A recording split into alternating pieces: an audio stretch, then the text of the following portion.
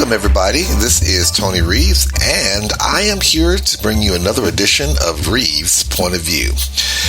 Today, I want to talk to you about being careful when people compare you to your old self.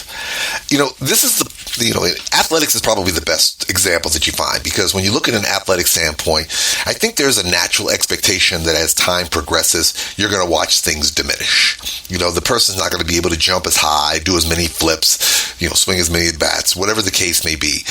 I think that from a sports standpoint, we've kind of accepted the reality that over time, your ability to perform in the manner that you used to is going to diminish. And a lot of times when we see it happening in real time, it can be a little disheartening because, if you're used to someone dunking a ball a particular way or kicking a ball a particular way, they can still do it technically, but just not to the level that they did before. And so we kind of accept that. But it takes on a different manner when it is more of your intellectual property. And what do I mean? Your brain. In a sense that, think about this, when you're working and you are doing particular tasks, depending on what the task is, you're going to be performing at a particular level for probably a long period of time.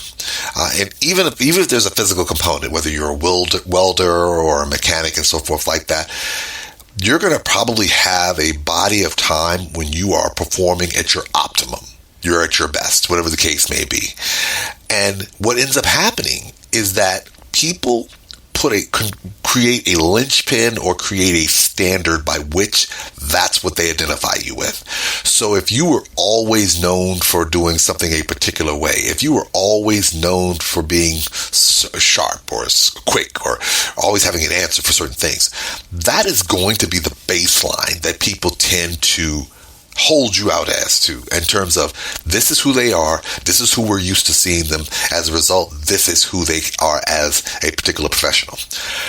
The problem comes is that over time,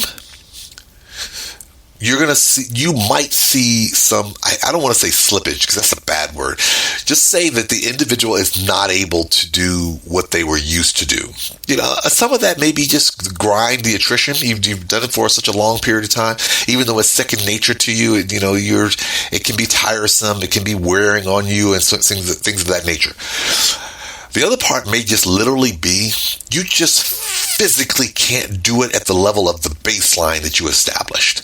And that's where the comparisons come in. Because the reality is that when people are comparing you to your older self, if they are used to seeing you at your best, everything that goes with you being your best is what they look at. So if you were doing things at a particular level, at a particular point in time, at all times they are expecting you to do that. The problem that comes, and I say the problem that comes with that, is unfortunately, if you're not able to do that at that level, people may start to discount you.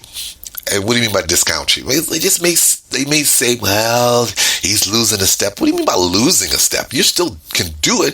It's just that people have been so conditioned that you are providing a service, or you're providing doing something at such a high level for such a long period of time. Anything less than that implies that you can't do that at all. And that's not necessarily the case. And that's the danger that happens when people compare you to your old self. Because guess what? When they look at the 23-year-old version of you, the 33-year-old version of you, that person is in a much different place than the 50 and the 60-year-old version of you. You have to also remember, the 50 and the 60-year-old version of you knows how to do what they need to do with fewer steps. They don't have to do all the other things that the younger you had to do. They can get to the answer quicker. They may even find that the things that they did before that you were used to seeing them deal with, they don't have to do all that because that's extra work. Because one, they know things because they've done those things and they know how to. But the other thing that they also realize is that they realize the importance of utilizing others to assist them in achieving certain goals. As opposed to being the person who does A, B, C, D, and E all the time, well, guess what? If they know, well, this person can do exactly what I do in terms of that component, they have the wisdom of knowing that they can allocate others to do that.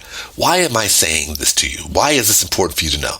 Just know that as you evolve and grow as a professional and you get older, you're going to find that there are going to be people who have in their minds a baseline standard of who you are. And if it looks like you're not able to do, or you're not doing things that meets their expectation of what they think you used to be able to do, you may have to deal with the challenge of reminding them that even if you are not able to do certain things that you were used to do, you are still capable of doing the core functions of the things that needs to be done. And by doing so, you can reassure them that even though the version of you may be different, it may be slower, it may not be as quick as the person that they were used to living with, they still get the benefit of everything that comes with you, even though it's not the old you. And that is the important thing to gather of this. All right, everyone. As always, I want to thank you for joining me. If you want to check me out, you know where you can find me on my various platforms. Of course, I have other shows as well. In the Know with Tony Reeves, Easy But No Not So Easy, The Reeves Reflection. All of them are great. Find them on any of your podcast listening platforms. And you can always check me out at anthonyreeves.com. And as always, I have to end the show by asking you one simple question. Are you ready for the Anthony Reeves experience?